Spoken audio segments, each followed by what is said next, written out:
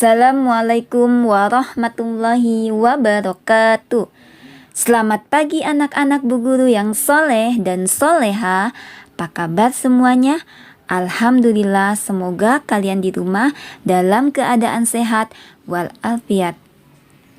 Alhamdulillah, hari ini kita sudah mulai pembelajaran daring. Walaupun pembelajarannya di rumah, tetap semangat untuk anak-anak Bu Guru yang soleh dan soleha. Sebelum belajar, mari kita membaca doa terlebih dahulu. Alhamdulillah, hari ini kita akan belajar tematik, tema 4A, indahnya kebersamaan, subtema 1, keberagaman budaya bangsaku, pembelajaran 1. Sebelum membahas ke materi, Bu Guru akan membacakan tujuan pembelajaran hari ini yang akan kita pelajari. Siswa mampu mengidentifikasi gagasan pokok dan gagasan pendukung setiap paragraf dari teks. Siswa mampu mengidentifikasi contoh-contoh bunyi. Hari ini Bu Guru akan menjelaskan tentang gagasan pokok dan gagasan pendukung mengenai keragaman budaya Indonesia. Negara kita memiliki budaya yang beraneka ragam. Setiap daerah mempunyai bahasa daerah, pakaian adat, rumah adat, upacara adat, dan alat-alat musik tradisional. Keragaman budaya bangsa merupakan anugerah dari Tuhan Yang Maha Esa. Oleh karena itu, kita harus mensyukurinya. Rasa syukur dapat kita wujudkan dengan menjaga keberadaan budaya bangsa agar tetap terjaga.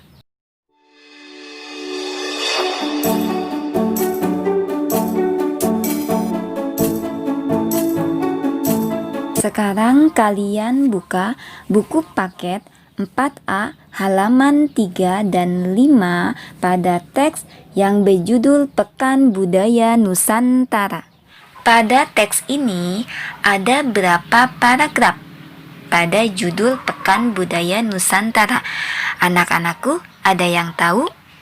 Ada 10 paragraf. Pada setiap paragraf terdapat satu gagasan pokok dan gagasan pendukung. Sekarang, perhatikan contoh pada paragraf kelima pada teks tentang Pekan Budaya Nusantara. Pada paragraf kelima, yang termasuk gagasan pokok dan mana yang termasuk gagasan pendukung. Sebelumnya, Bu Guru akan menjelaskan pengertian gagasan pokok supaya kalian paham.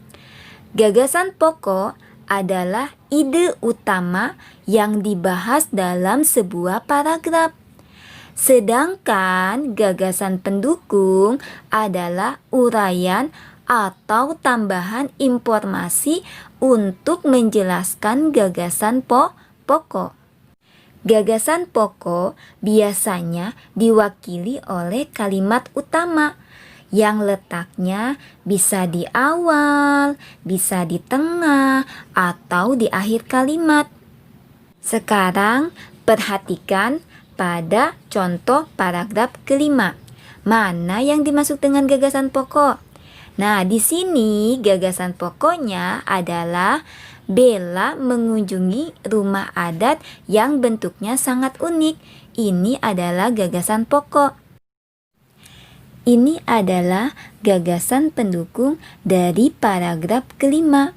Jadi, gagasan pendukung itu menceritakan atau menjelaskan ide pokok dari kalimat utama. Indonesia memiliki beragam alat musik tradisional pada bacaan teks Pekan Budaya Nusantara. Alat musik apa ya? Nah, perhatikan pada gambar di atas. Pertama adalah alat musik tipa. Yang kedua adalah alat musik talempong. Yang ketiga adalah gendang. Yang keempat adalah tipa. Alat musik ini dimainkannya berbeda-beda. Talempong, gendang, dan tifa dimainkan dengan cara dipukul. Saluang dimainkan dengan cara ditiup. Alat musik dapat menghasilkan bunyi jika dimainkan dengan cara tertentu, seperti digesek, ditiup, dipukul, atau digoyang-goyangkan. Alat musik tadi dapat menghasilkan bunyi. Bunyi adalah energi yang dapat didengar. Tinggi, rendah, atau kuatnya lemahnya bunyi bergantung pada 1. Frekuensi, 2. Amplitudo, 3. Resonansi. Frekuensi adalah tinggi rendahnya bunyi ditentukan oleh banyaknya getaran bunyi. Berdasarkan frekuensinya, bunyi dibedakan menjadi 3. Pertama, infrasonik. Infrasonik adalah bunyi yang memiliki frekuensi di bawah 20 getaran per detik. Hewan yang mampu mendengar bunyi infrasonik adalah 1. Jangkrik. Yang kedua, anjing. Yang kedua, audiosonik. Audiosonik adalah bunyi yang memiliki frekuensi antara 20 sampai 20.000 getaran per detik. Nah, di sini manusia dapat mendengar audiosonik. Hewan yang dapat mendengar bunyi audiosonik adalah anjing, jangkrik, kelelawar, dan lumba-lumba. Yang ketiga, ultrasonik. Ultrasonik adalah bunyi yang memiliki frekuensi di atas 20.000 getaran per detik. Manusia tidak dapat mendengar bunyi ultrasonik. Mengapa ya Bu Guru? Karena frekuensinya terlalu besar. Nah, di sini hewan yang dapat mendengar bunyi ultrasonik adalah kelelawar dan lumba-lumba. Amplitudo. Amplitudo adalah simpangan getar. Contohnya pada radio. Apa yang kamu lakukan untuk menghasilkan suara yang kuat atau lemah? Untuk menghasilkan suara yang keras atau lemah, kamu akan menambah atau mengurangi volume. Volume apa ya Bu Guru? Volume suara pada alat elektronik tersebut. Tombol volume itu berguna untuk mengatur besar kecilnya amplitudo. Nah, contoh berikutnya pada gambar yang kedua, yaitu pesawat. Pesawat lepas landas menimbulkan bunyi yang sangat kuat. Nah, bunyi yang sangat kuat itu memiliki amplitudo.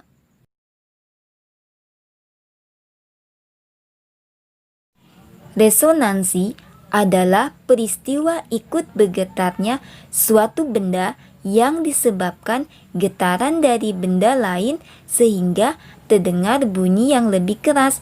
Nah, perhatikan contoh pada gambar.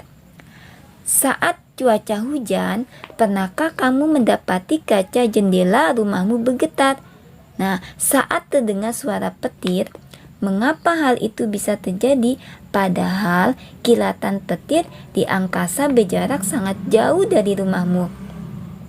Saat petir menyambar, petir menggetarkan udara di sekitarnya. Udara terus bergetar dengan cepat menyebabkan energi yang dapat menggetarkan kaca jendela rumah itu. Itu adalah peristiwa dari resonansi. Contoh yang kedua pada kentongan dan gamelan. Nah, di sini pada kentongan tampak rongga pada bagian tengahnya itu menghasilkan bunyi yang lebih nyaring atau lebih keras daripada kayu yang tidak berongga ketika dipukul. Kalau pada gamelan, di sini lempengan-lempengan logam yang dipukul, maka getarannya menyebabkan udara yang ada di bawahnya ikut bergetar. Alhamdulillah, pembelajaran hari ini sampai di sini. Mari kita tutup pembelajaran hari ini dengan membaca hamdalah. Terima kasih banyak untuk anak guru yang saleh dan soleha. Tetap semangat belajar di rumah dan jangan lupa pembiasaan sholatnya, duha, dan murojaahnya ditingkatkan. Terima kasih. Assalamualaikum warahmatullahi wabarakatuh.